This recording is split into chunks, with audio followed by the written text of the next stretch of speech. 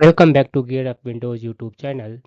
In this video, we will guide you on how to remove widgets button from Windows 11 taskbar. In case you want to remove this one widgets icon or button from your Windows 11 taskbar, it is very simple. Just right click on the free space on the desktop, select here personalize. It will take you up to personalization category in the left sidebar. On the right sidebar, click on this one taskbar option.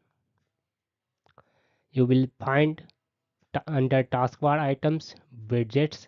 Just turn off this one toggle switch and widgets button will be immediately removed from your Windows 11 taskbar.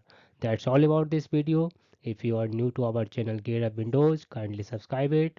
And if you love this video, press thumbs up. Bye bye.